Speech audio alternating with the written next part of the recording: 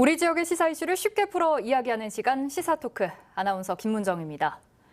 코로나 시국 속 경제는 더없이 위축됐고 고용시장에도 코로나19의 한파가 지속되고 있습니다. 그 여파는 사회적 약자들, 특히 장애인 노동자에게 더욱 크고 혹독하게 다가오는데요. 오늘 시사토크에서는 우리 사회 장애인 고용의 현실과 증진 대책에 대한 이야기 나눠봅니다. 이에 앞선 이번 주 이슈, 새 차를 구입했는데 차량에 문제가 있을 경우 교환 또는 환불을 받을 수 있는 레몬법이 2019년 1월부터 시행되고 있는데요. 피해자들의 불만은 여전하다고 합니다. 최영호 변호사와 함께 무엇이 문제인지 살펴보겠습니다. 안녕하세요. 예, 안녕하세요. 네. 변호사님 혹시 이 새 차 처음 구입했을 때 기억나시나요? 어떠셨나요? 자동차가 이제 좀 대중교통이 불편한 지역에서는 필수품이기도 하지만 어른이 돼서 좀 만날 수 있는 가장 큰 장난감인 것 같아요. 친구들 만나서 얘기를 해봐도 제 또래 친구들하고는 이제 육아 얘기를 하거나 아니면 자동차 얘기를 많이 하거든요. 근데 저도 이제 그 새 차를 처음 타봤을 때 그 이제 새 차 냄새가 주는 그 느낌이 너무 좋더라고요. 네.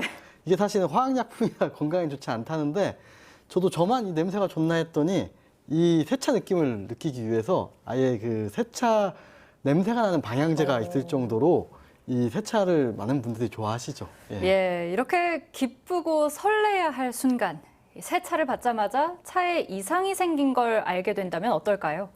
관련 뉴스 영상 본 뒤에 이야기 이어가겠습니다.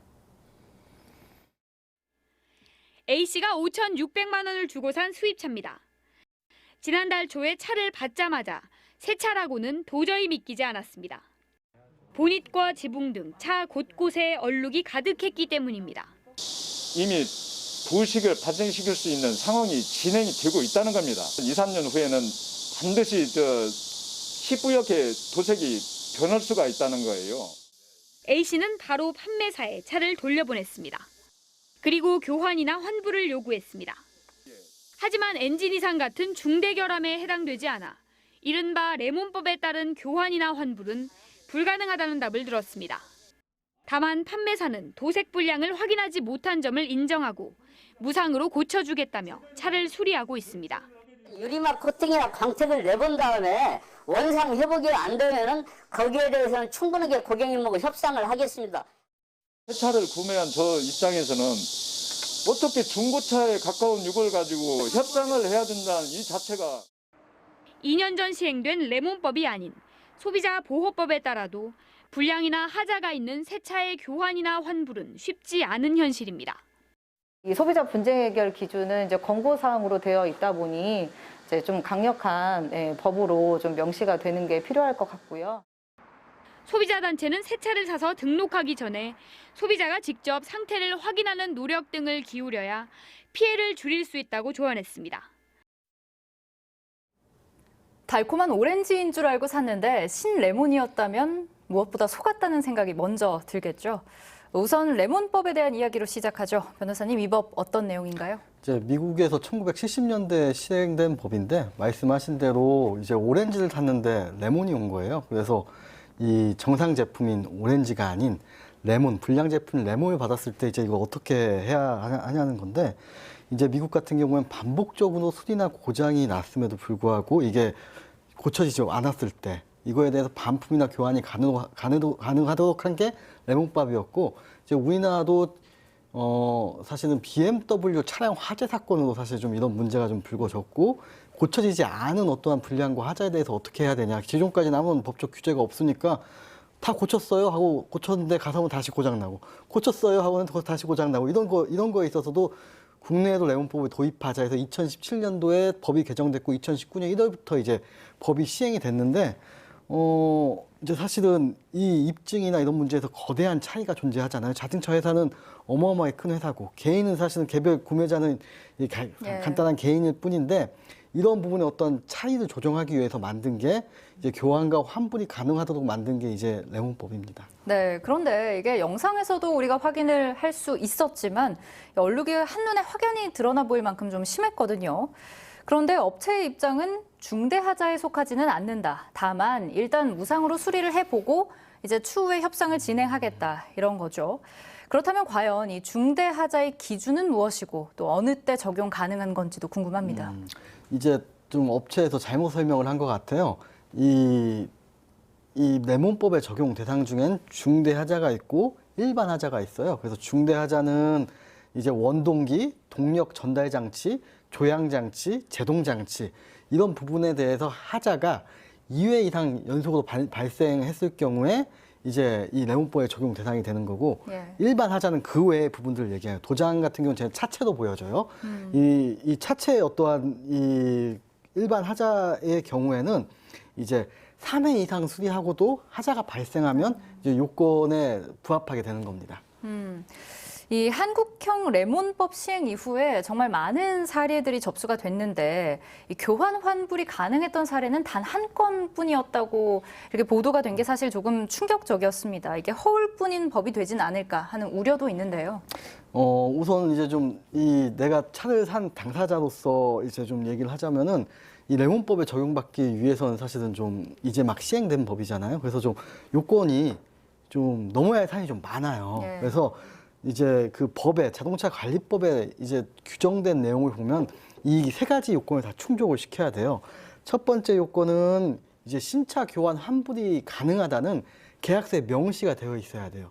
이게 많은 자동차 메이커, 국내 메이커 같은 경우에는 이제 이걸 계약서에 넣어놓는 경우가 많은데 이걸 넣어놓지 않고 이걸 모른 채로 넘어가게 되면 아예 레몬법 적용 대상이 아니게 돼요. 예. 그리고 두 번째는 이제 그 안전이나 경제적 가치가 현저히 훼손이 돼야 돼요. 그리고 세 번째는 아까 말씀드린 대로 중대하자는 2회 이상, 그 다음에 그 일반 하자는 3회 이상 수리했음에도 하자가 다시 발생이 돼야 되는 거죠.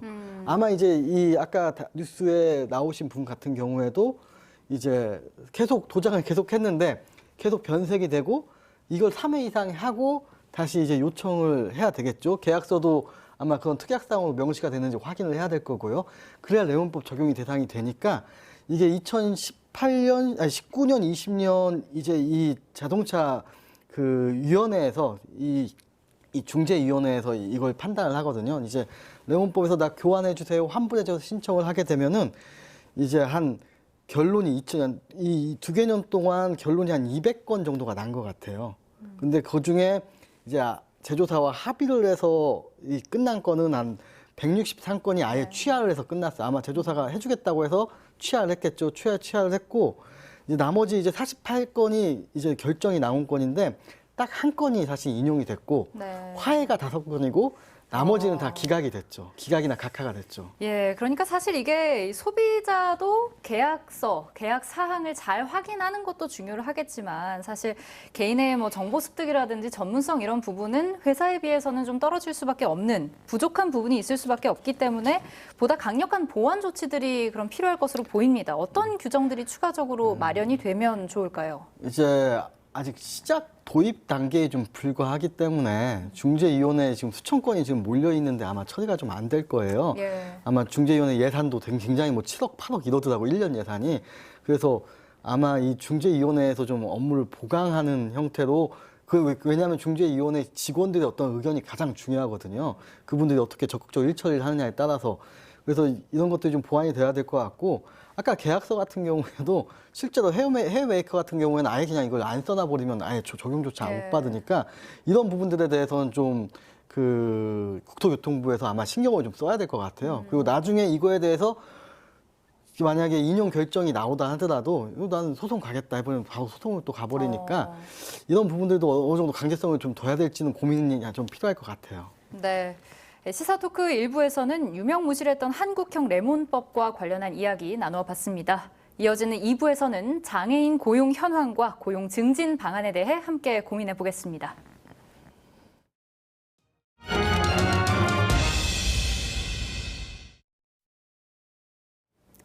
고용시장에 떨어진 코로나19 직격탄은 그 누구보다도 고용 약자에 집중됐는데요. 특히 장애인들에게 그 여파는 더욱 크게 다가왔습니다. 이에 대한 문제와 대안 살펴보겠습니다. 김정대 한국장애인고용공단 전북지사장, 권희숙 전북 발달장애인 훈련센터장 두 분 함께합니다. 어서 오세요. 예, 안녕하세요. 네. 본격적인 토론에 앞서서 이 전라도의 현실부터 파악을 좀 해보면 좋을 것 같은데요. 전라도의 장애인 등록 현황과 경제활동 참가율 그리고 실업률 등을 타시도와 좀 비교를 해본다면 어느 정도입니까, 지사장님? 예, 전라북도 인구 182만 명 중에 등록장애인은 14만 명입니다. 장애인 출연율은 7.28%인데 전국 평균은 한 5.05% 정도로 비교해 보면 높은 수준입니다. 또한 이제 장애인 경제활동 참가율도 37.3%이고, 그다음에 실업률은 6.3%로 타 시도와 비교해 보면 비슷한 수준입니다. 그렇지만 비장애인과 비교해 보면 경제활동 참가율은 2배 정도 낮고 실업률은 3배 정도가 높은 수준이라고 할 수 있습니다. 상황이 이렇다면 이 장애 정도를 떠나서 경제적인 이유 때문에 자립이 불가능하거나 혹은 가정을 꾸리지 못하는 분들도 많을 것 같다 이런 생각이 드는데 그래서 최근에는 이 발달장애인 고용 증진을 위한 업무 협약식도 맺었다고요. 간단하게 소개를 해주신다면요. 예, 장애인의 경우는 이제 비장애인보다는 실업률이 아까 말씀드린 것처럼 한 3배 정도가 더 높은 수준입니다. 그래서 이렇다 보니까 이제 경제적으로도 자립할 수 없고 또 장애로 인해서 의료비 등이 비장애인에 더 많이 들어서 오히려 힘든 상황인 것은 현실입니다. 특히 이제 발달장애인 같은 경우에는 다른 유형의 장애인보다도 취업에 어려움을 많이 겪고 있습니다.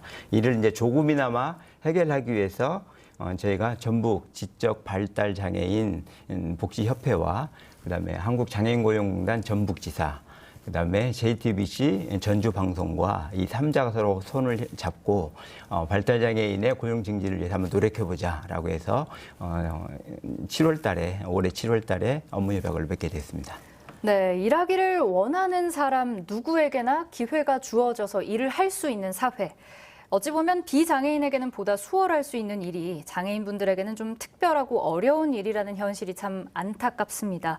우리 권 센터장님은 지금 현재 발달장애인 훈련센터에 계신데 우리가 이제는 발달장애인도 충분히 개인의 능력을 활용을 해서 노동을 제공을 하고 또 경제활동의 구성원이 될 수 있음을 일상 곳곳에서 확인을 할 수가 있거든요. 먼저 이 센터에서 어떤 훈련들이 구체적으로 이루어지고 있는지 설명을 해주신다면요. 네네.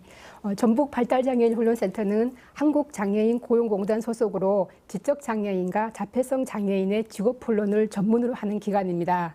만 18세 이상의 발달장애인에게 개인별 특성에 맞는 교육 과정을 설계하여 체계적이고 체계적인 직업 훈련을 제공하며 특히 직업 체험관은 기업의 현장을 그대로 옮겨놓은 미니 체험 공간으로 다양한 직무를 체험할 수 있도록 제공하고 있으며 또한 그 체험으로 해서 직업적 흥미와 적성을 발견할 수 있도록 지원하고 있습니다.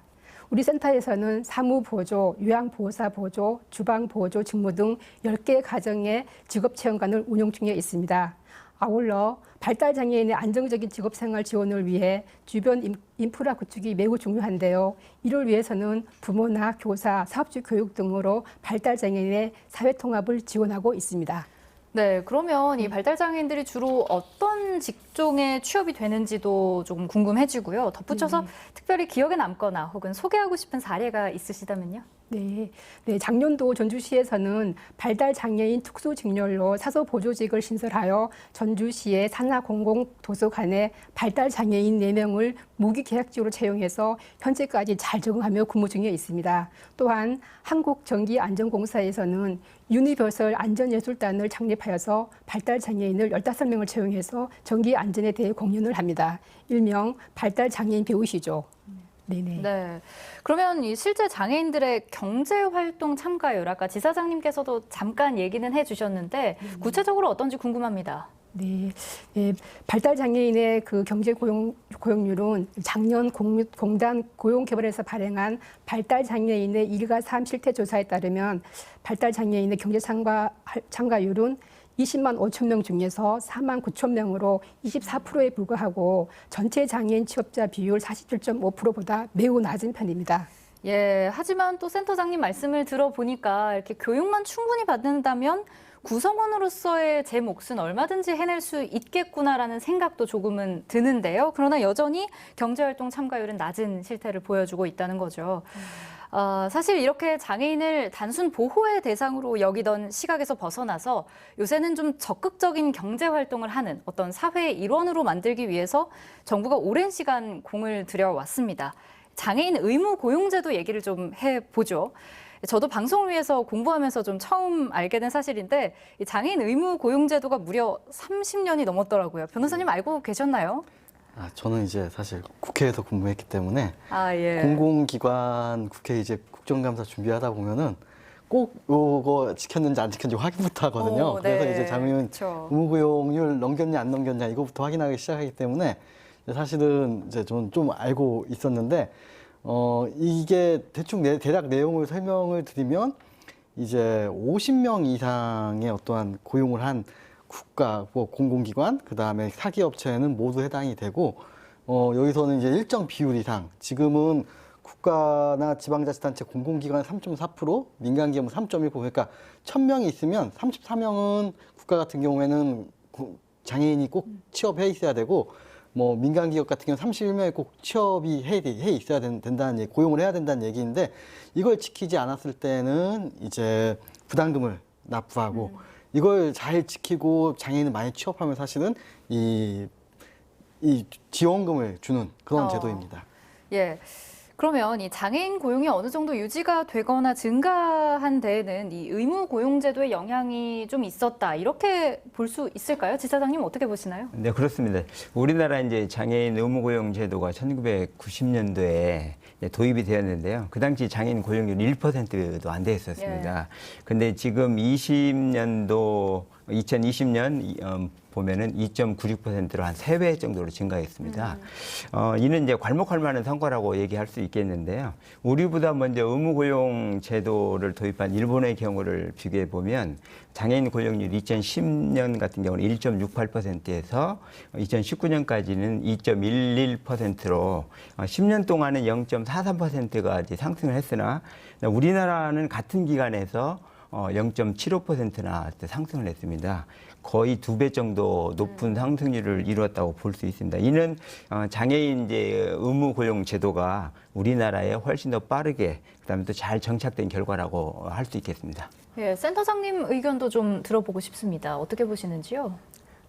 네, 지사장께서 말씀하신 것처럼 일본보다도 우리나라가 정말 그 급성장하게 장애인 의무 고용률을 잘 지켜주고 있으며 또한 현재도 대부분 이제 민간이든 공공이든 지자체든 간에 장애인 고용률을 달성하기 위해서 노력하고 있습니다. 예, 변호사님도 뭐 국회에서 일하신 경험도 있고 하니 이런 부분들 좀 주의 깊게 살펴보실 기회가 있었을 텐데 어떻게 생각하시는지요? 우선 사실 이제 장애인 취업이라고 하는 건 우리가 생각하기에는 사실 우리가 이런 제도가 들어왔던 거는 그러니까 같이 일할 수 없는 대상이라고 여겼기 때문이거든요. 그래서 강제라도 좀 같이 일을 해라.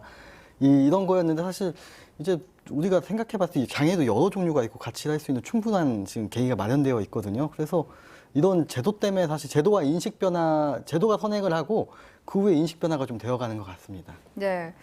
아까 잠깐 말씀을 해주셨지만 의무 고용률에 미달하는 사업장의 경우에 부담금도 지금 부과를 하고 있단 말이죠. 그런데 전북의 경우에는 영세 기업들이 참 많은 걸로 알고 있습니다. 그만큼 의무 고용 비율도 다른 지역에 비해서 조금 적을 것 같은데 센터장님 어떤가요? 네, 그렇습니다. 전북 지역의 50인 이상 의무 고용 사업체는 총 759개소로 전국 사업체의 2.5%인데요. 이는 다른 지역의 사업체 수보다 특히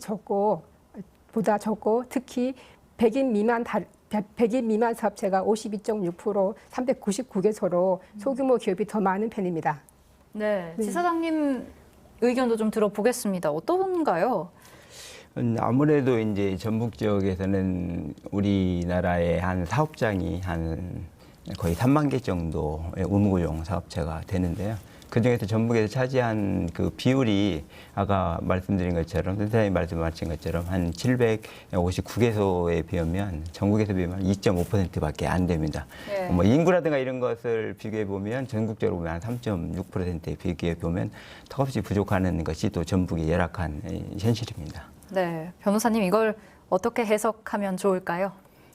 전국 사실은 이게 저도 좀 보면은 이제 서울 같은 경우에는 52인 이상 사업장의 종사자 비율이 이제 전체 종사자가 한 700만 명, 700만 명, 500만 명 되고 이제 50인 이상 사업장의 종사자가 한 그 44%, 그러니까 그 정도 되는 거예요. 그리고 그 외에는 다 50인 미만인 거고, 전북 같은 경우에는 50인 이상 사업장 비율 종사자 비율이 29%예요. 그러니까 사실 큰 차이가 나죠.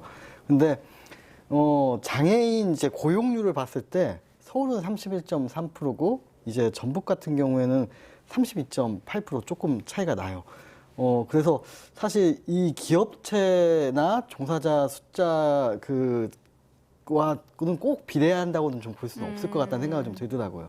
당연히 이제 기업체가 많고 큰 사업장이 많고 적용 대상 사업장이 많으면 취업해야 될 장애인도 많겠지만 예. 다른 영역에서 좀 취업도 많이 되어 있고 그런 걸로 좀 보여져요. 한편으로는요, 이 늘어가는 부담금의 압박에도 여전히 많은 기업들이 장애인 고용 의무를 외면한 채 그냥 부담금 납부하겠다 이런 기업들도 있는 것 같고요. 또 전북 지역의 지자체나 공공기관에서조차 의무 고용률 준수하지 못했다 이런 뉴스도 제가 몇 번씩 전했던 기억이 나거든요. 왜 이런 상황이 계속 반복이 되어 왔을지 궁금합니다. 장애인을 고용을 하게 되면 뭐 효율성이나 필요성의 측면에서 조금 힘들 거라는 어떤 뿌리 깊은 고정관념이 문제일까요? 지사장님 어떻게 보시나요? 네, 그렇습니다. 이제 경험에 비추어 보면은 일반적으로 최초 한 명을 고용하기가 참 힘듭니다. 그런데 한 명을 고용한 이후부터는 계속 고용이 일어나는 확률이 굉장히 높습니다. 네, 이런 이유는 장애인에 대한 편견과 고정관념 등 이제 부정적인 인식이 자리 잡고 있기 때문에 그런데요. 이러한 이제 장애인에 대한 부정적인 인식 개선을 위해서 직장 내 장애인 인식 개선 교육이라는 것이 2018년 5월 29일 날 법으로 의무화됐습니다. 그래서 모든 사업주와 그다음에 근로자는 장애인 인식 개선 교육을 매년 1시간 이상을 받아야 되는 법정 의무 교육화로 되어서 아무래도 이런 제도가 도입되다 보니까 좀 더 나은 모습으로 변화될 걸 기대하고 있습니다. 네, 변호사님 생각은 어떠세요? 이제 이 장애인 고용이 3%가 넘었다고 사실은 올해 4월 달에 이제 그 보건복지부에서 저 보도자를 냈어요. 이제 계속 그 장애인 어떤 의무 어떤 고용률이, 긍정적인 의미로서 낸 늘어나고 거죠. 있는데 예. 이제 올해 5월 달에 권익위에서 실태 조사를 했어요. 실태 조사를 하면서 이제 여기에 대해서 지적을 하는 거죠. 이제 의무화 됐으나 공공기관 같은 경우에는 이제 장애인 채용보다는 그냥 부담금 내고 말겠다. 이게 굉장히 심각한 게 뭐냐면은 공무원이나 공공기관 같은 경우에는 이게 국가에서 예산을 받아서 부담금을 또 내서 다시 예산으로 들어가는 이런 게 반복이 되고 있잖아요.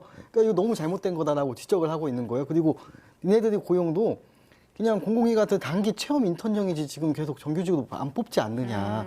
이런 걸 좀 지적을 하더라고요. 그래서 좀 이런 양면이 좀 있다라는 걸 좀 말씀드리고 싶더라고요. 장애인들을 좀 실질적인 사회 네. 일원으로서 활용하지는 못하고 있다. 그냥 뭐 또 말씀이신 눈에 가리고 아웅이거나 부담금 자체도 공공기관에서 절대 그러면 안 되는 거거든요. 부담금 자체를 세금 받아서 다시 세금을 넣는다는 얘기인 건데. 예, 알겠습니다. 센터장님 의견도 좀 들어보겠습니다. 네, 사실 함께 해보지 못하면은 잘 모르는 것처럼 저희도 제가 직접 취업 알선을 하고 장애인을 채용을 시키고 사업주분을 만나보면은 처음에는 정말 엄청 많은 편견을 가지고 계시는데 한 분을 채용하시고 또 한 분을 채용하시다 보면은 정말 1+1 해서 많은 장애인을 더 채용하게 되거든요. 그거는 정말로 함께 해보지 못했고 경험해보지 못했기 때문에 장애인에 대한 편견 때문에 그런 거지. 한번 채용해 보시면은 정말 능력도 탁월하시고 정말로 비장애인에 비해서 못지않는 면이 많이 있습니다. 예. 그런 부정적인 인식을 깨는 게 일단 우선일 것 같다는 생각이 들고요. 또 한 가지는 이 장애인들을 우리와 함께 일하고 또 일정한 역할을 수행하는 사회의 동등한 구성원으로서 여기기보다는 사회가 보호하고 책임져야 할 대상이라고 보는 경향도 우리 사회에 사실 아직 만연한 것 같습니다. 여전히 일하는 장애인들의 사례를 굉장히 특별하게 다루는 면도 있는 것 같은데 변호사님 어떻게 생각하시는지요? 일종의 이제 이런 제도가 있다 보니까 마치 이제 시혜적 조치라고 생각을 할 수 있겠는데 사실 이제 다양한 사람들이 다양한 일을 할 수 있도록 하는 게 사실 이제 좀 가장 건강하게 발전할 수 있는 거거든요. 단순히 이제 시혜적 조치라고만 바라봐서는 좀 안 될 것 같아요. 네. 지사장님 의견은 어떻습니까? 이제 비장애인의 경우는 장애인에 대한 막연한 또 두려움도 있어요. 그런 이유는 장애인이 오게 되면 내일도 바쁜데 장애인과 함께 일하면 모든 것을 내가 해줘야 된다. 이런 그 생각도 가지고 있거든요. 그러다 보니까 또한 장애인에 대해서 실질적으로 보면 몰라서 그럴 수도 있고, 그렇지 않으면 장애인이 원하는 것이 무엇인지 경험해보지 못해서 그럴 수도 있고, 이러한 요인들이 실질적으로 자리 잡고 있거든요. 그래서 이제 이런 것들에 좀 해소하기 위해서는 실제로 장애인에게 최대한 배려는 다른 것이 아니라고 보여집니다.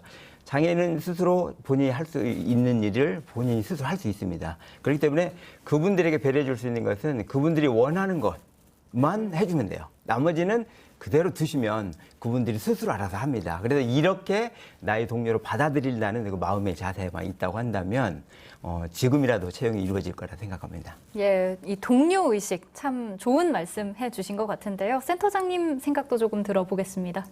네, 그 프랑스 말로 똘레랑스라는 말이 있습니다. 다름의 차이를 인정하라는 뜻인데 사실 장애인과 비장애인은 다른 게 사실은 없습니다. 그렇지만 장애로 인해서 몸이 불편할 따름이기 때문에 그 부분만 비장애인분이 이해를 해준다면은 아마 하등에 생활하는데 아무런 문제가 없을 거라고 생각합니다. 예. 네. 그런데요, 혹여 이 기업들에게 부과를 하는 부담금의 비중이 장애인 고용으로 떠안는 책임보다 적어서 이런 문제들이 반복되는 건 아닌지 이런 생각도 사실은 조금 들거든요. 지사장님 어떻게 보시는지요? 네, 그렇습니다. 이제 사업주가 장애인을 고용하지 않을 경우에 부담금을 납부하고 있는데요. 우리나라 부담금의 단가는 월 109만 원에서 최저임금액인 182만 원까지 일단 부담하고 있습니다.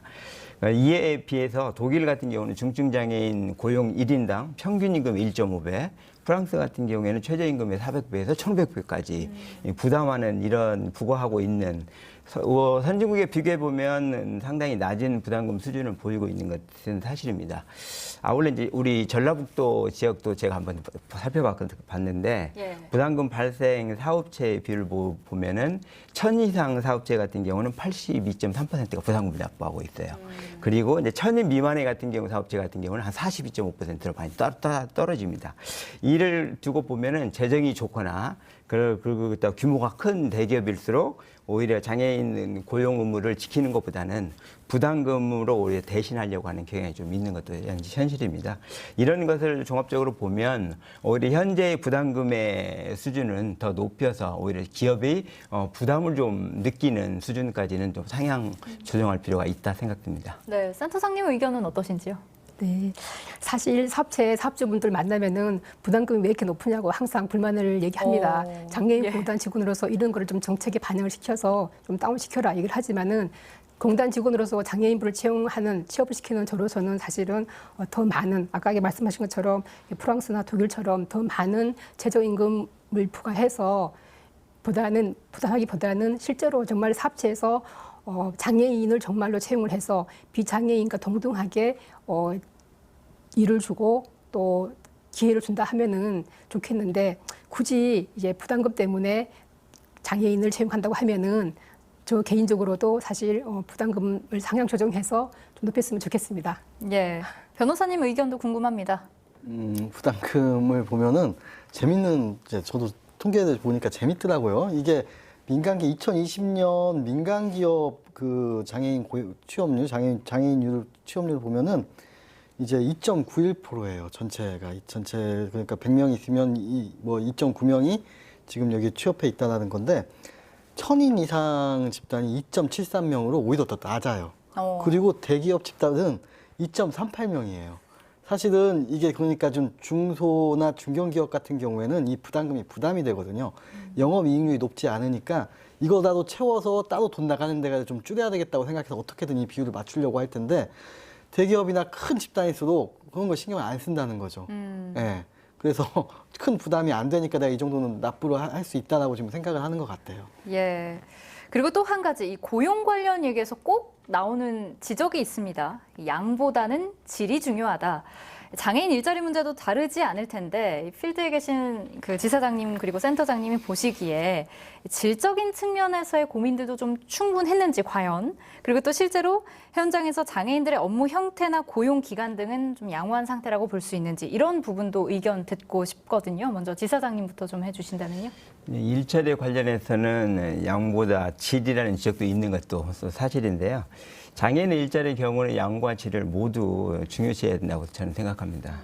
왜냐하면은 장애인은 장애의 특성에 따라서 맞는 직업을 갖는 것이 또한 중요하기 때문인데요. 예를 들어 보면은 이제 발달장애인의 경우 같은 경우에는 발달장애인 특성은 반복적이고 그 다음에 그런 반복적인 일을 함에도 불구하고 지루하지 않고 또 계속 일을 하다 보면 생산성이 또 높아지는 또 특성을 가지고 있어요. 이런 분들에게 하기에는 적합한 직무는 단순 업무거든요. 이 비장애인을 보기에는 단순 업무? 질적으로 이게 낮은 거 아니냐 이렇게 생각할 수 있겠지만 그 장애의 특성으로 보면은 그게 적합한 직무거든요. 근데 이런 것들도 한번 고려를 해야 되고요.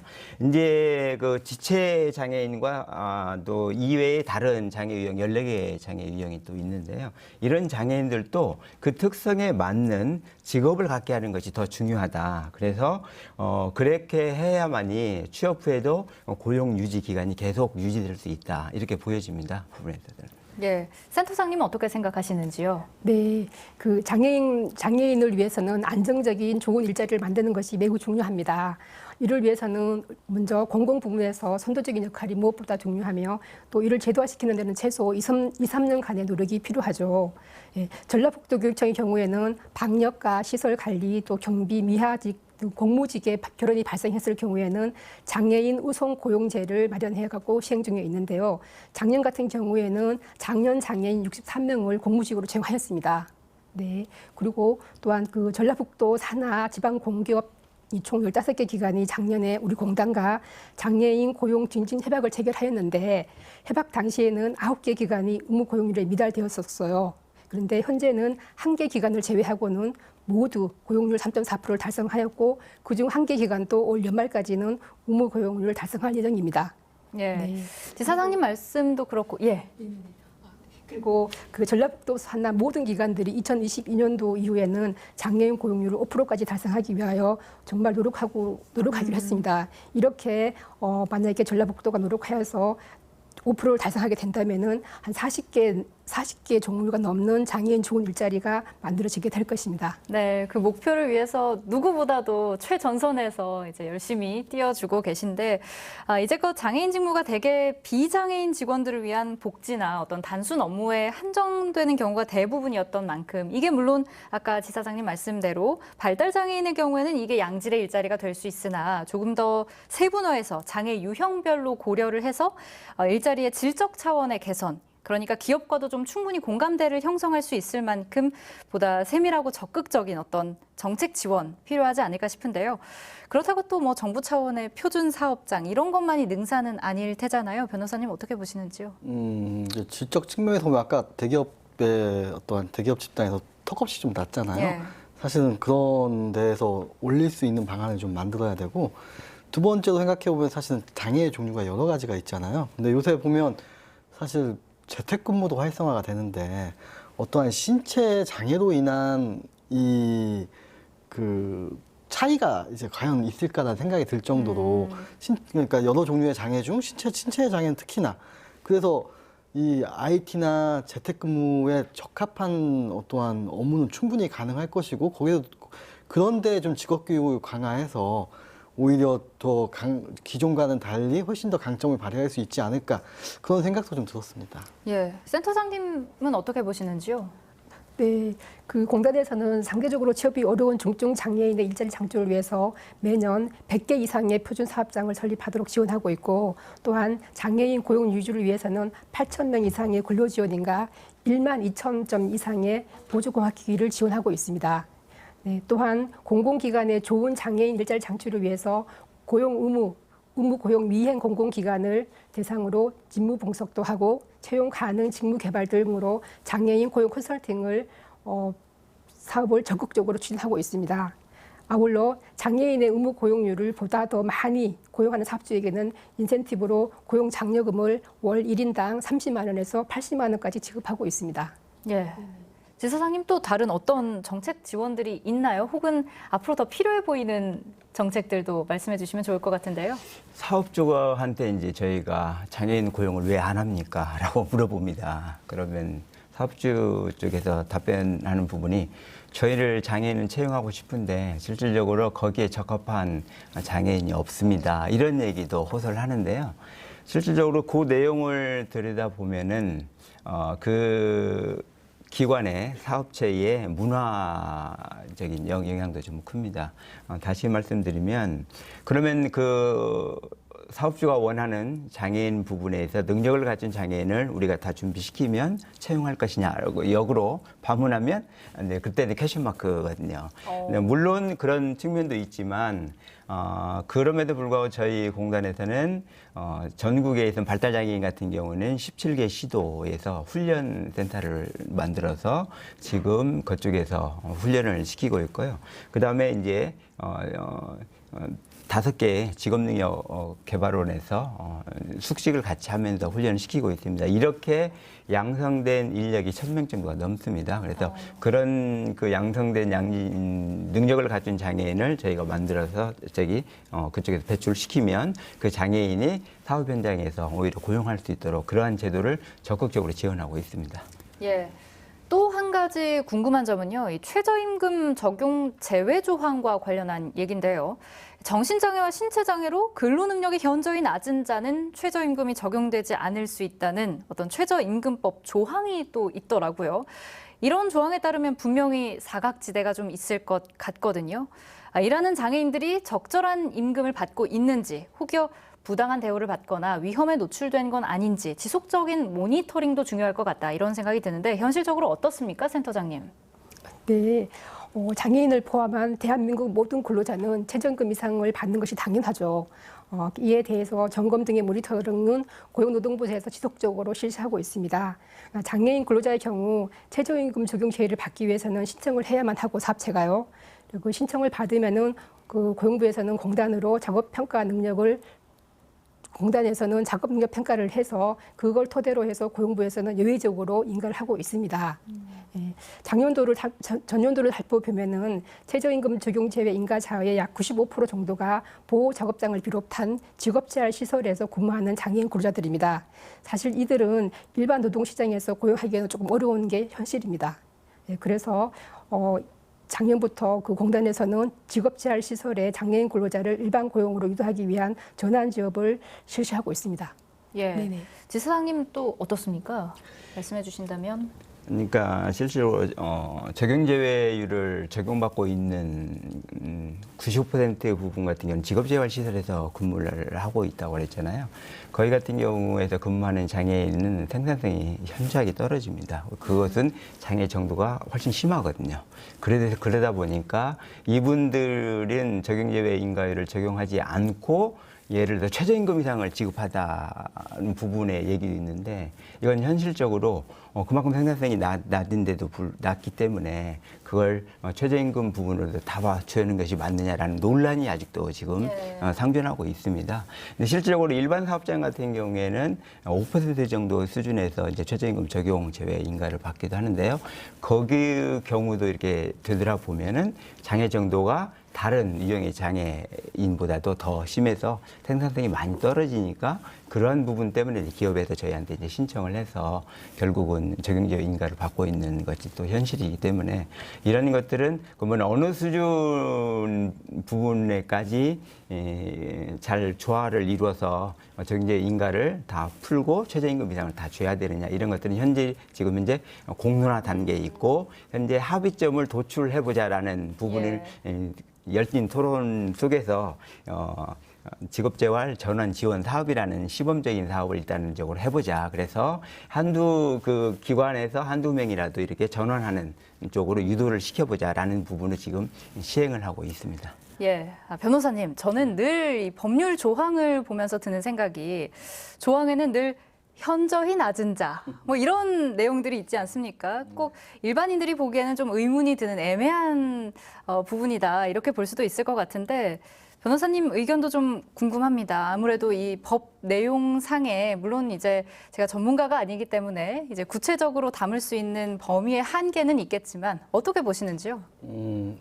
오해할 수 있을 것 같아요. 장애인이거나 현저히 낮은 사람은 최저임금 안 줘도 된다고 해서 제가 만약에 사업주인데 장애인이 근무하는데 얘는 현저히 낮으니까 내가 최저임금 이하를 줄 거야. 이게 안 돼. 이러면 안 되는 거예요. 예. 이 최저임금법의 적용제 대상에 이제 그 고용노동부의 인가를 받아야 돼. 우리 사업장은 장애인 고용해서 일을 할 건데 아까 같이 좀 생산성이 떨어지거나 이러니까 이런 분들 고용해서 내가 사업장을 꾸리려고 하니까 인가를 받아야 되고 그건 이제 공무원들이 나와서 인가 조건에 맞는지를 확인을 네. 하는 거죠.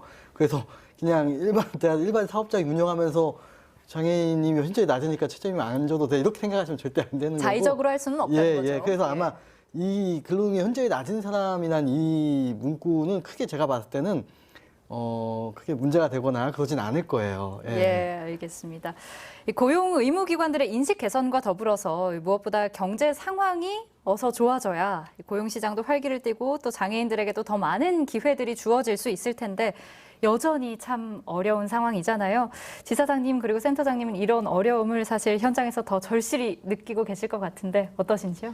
예, 이제 작년 코로나19 상황이 닥쳤을 때 사업체에서는 당초 이제 채용 계획 부분도 보류하거나 또 네. 그다음에 취소하는 사례가 많았었습니다. 네. 근데 이제 다행히도 금년에는 우리나라 이제 방역이 좀 잘 되고 있는 덕분에 오히려 작년보다 조금 더 장애인을 더 많이 고용하고 있어서 좀 다행이라고 생각합니다. 앞부분에서는. 네, 센터장님 한 말씀 해주시죠. 네, 그 코로나로 인해서 기업 경영은 사업체에서 생산하는 제품과 많은 연관이 있는데요. 특히 그 마스크 생산업체 같은 경우에는 작년 초기에는 정말 많은 호황을 누렸지만은 요즘은 많은 그 사업체가 가다 경쟁으로 인해서 상당히 어려운 상황이잖아요. 그리고 인쇄업 쪽 같은 경우도 비대면으로 인해서 매출이 매우 급격하게 떨어진 게 사실이고요. 근데 이와 반면에 배달업체 쿠팡과 같은 IT 업종 같은 경우는 코로나로 인해서 오히려 장애인 고용이 늘어나고 있는 게 현실입니다. 예, 정말 모두가 힘든 상황이지만 우리가 왜 장애인 일자리를 지속적으로 확대를 해 나가야 하는지 또 이런 노력들이 우리 사회에 어떤 선순환 구조를 만들어서 효과를 거둘 수 있는지를 지속적으로 알리는 게 무엇보다 중요할 것 같은데요. 마무리 발언 들어보도록 하겠습니다. 먼저 지사장님 해주시죠. 장애인에게 일자리는 두 가지 의미가 있다고 볼 수 있습니다. 그 하나는 직업을 가짐으로써 경제적으로 도움이 되고요. 또 다른 하나는 직업 생활을 통해서 대인 관계가 좋아지거나 그다음에 규칙적으로 출퇴근을 한다든지 이런 거를 통해서 신체적으로 정신적으로 사회적으로 재활이 이루어진다는 것입니다. 우리 사회가 이제 더불어 함께 살아가는 시대잖아요. 장애인을 배려하는 것은 더 많은 일자리를 만들어서 함께 나누는 것이라고 생각합니다. 그래서 이제 우리 모두 장애인 고용에 함께 해주셨으면 좋겠습니다. 예. 센터장님 말씀도 듣겠습니다. 네네. 그 제가 알고 있는 지인분 그 발달장애인 부모님이신데 그분께서 저한테 두 가지 소원을 말씀하셨어요. 그 첫째는 자식보다 하루라도 더 살았으면 좋겠다는 것과 둘째는 발달장애인 내 자식에게 직업을 갖게 해줬으면 좋겠다 이렇게 말씀하셨는데요. 정말 한편으로 이 가슴 아픈 말씀을 듣고 정말 이들에게 정말 필요한 거는 직업이구나라는 것을 절박하게 느끼게 해주었습니다. 아울러 그 우리나라 같은 경우는 장애 발생 원인이 한 90%가 사고 등으로 인한 후천적인 원인이에요. 그리고 우리나라 가구 6가구 중 한 가구는 장애인 가구입니다. 그래서 이러한 우리나라 현실에서는 기업이 장애인에게 해줄 수 있는 최대의 사회공헌은 장애인에게 일자리를 주는 것이라고 생각합니다. 네네. 예, 자립이라는 단어가 그 어느 때보다도 절실하게 다가오는 것 같습니다.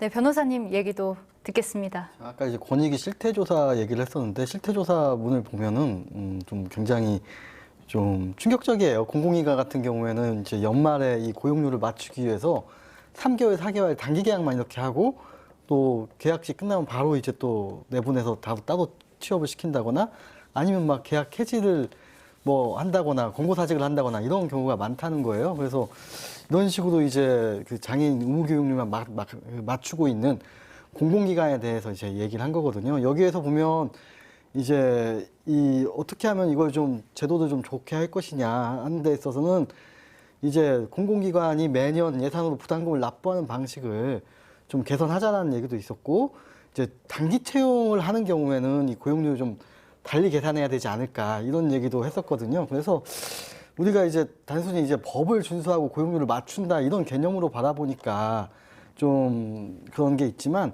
궁극적으로는 사실은 좀 이 나와 다른 거에 대한 다양성을 좀 맞추는 거거든요. 장애인에 대해서 시혜적이다, 뭐 내가 누구를 도와줘야겠다라기보다는 우리 사회 전반에서 최소한 그분들과 같이 할 수 있는 공간을 마련한다로 이 장애인 고용 제도를 좀 바라봐야 될 것 같습니다. 예. 지사님께서는 아까 그 얘기해 주셨잖아요. 한국장애인 고용공단 전북지사, 그리고 전북 지적발달장애인 복지협회, 그리고 JTB 전주방송과 함께 이 발달장애인 고용 증진을 위한 업무 협약식 맺었다고 말씀해 주셨는데, 이 업무 협약식은 어떤 것들을 좀 더 개선하기 위함인지, 또 어떤 점들을 기대하시고 이런 업무 협약을 맺으셨는지 궁금합니다. 실질적으로 30대 이하의 장애인의 구성 비율을 보면요, 발달장애인이 67% 정도예요. 근데 40대 이후부터는 지체장애인 비중이 가장 높은 수준인데요. 이 학령기 때의 발달장애인의 취업이 그래서 큰 화두거든요. 그러다 보니까 저희가 그러면 이런 발달장애인들은 단순한 직무만 취업을 해야 될 거냐라는 그러한 고민 속에서 그것을 조금 더 넘어보자. 그래서 지금 발달장애인 같은 경우에는 요양보호하는 그 요양보호사 보조도 해주고요, 주방보조, 그 다음에 우리가 이제 스타벅스나 이런데 커피숍 같은데 가보면은요, 거기에서도 이 주방부터 해가지고 그 다음에 서빙 해주는 것도 보조도 하고 또 직접적으로도 하기도 하고, 이런 다양한 분야의 직무를 좀 어떻게 하면 전라북도에 있는 발달장애인에게 그런 기회를 제공할 수 있겠느냐라는 것에 고민은 차원에서 시작을 됐고요. 그래서 전북에 있는 지적 발달장애인 복지협회와 그 다음에 또 이런 부분에 대해서 장애인도 일할 수 있습니다 라는 부분들을 많은 사람이 알아야 된다고 보여집니다. 예. 그래서 그런 역할은 우리 JTB 전주방송이 그 역할을 좀 해줬으면 좋겠다. 예. 그리고 이제 장애인의 훈련과 능력을 갖춘 장애인은 공단에서 이제 또 양성을 해서 이 3자가 서로 힘을 합치면 오히려 발달장애인의 취업이 훨씬 더 용이해지지 않겠냐, 이런 취지 속에서 3자가 힘을 합하게 됐습니다. 네, 그러니까 기본적으로는 이 발달장애인들에게 기회를 제공하는 것은 물론이고 당연한 거고, 홍보와 더불어서 좀 일반 비장애인 분들도 인식 개선이 될 수 있게끔 하는 역할을 좀 담당하시고 계신 것 같은데, 그러면 추가적인 혹시 업무 협약 계획도 있으신지요? 만약에 이제 이런 부분에서 이루어지게 된다고 한다면 저희로서는 이제 아까 우리 변호사님께서 말씀하신 공공 부분에 있는 기관들이 단시간적으로 일단 장애인을 채용하는 선에 머무르지 않고 계속 이루어질 수 있도록 하려고 한다면 제도적인 부분의 도입이 필요하다고 봅니다.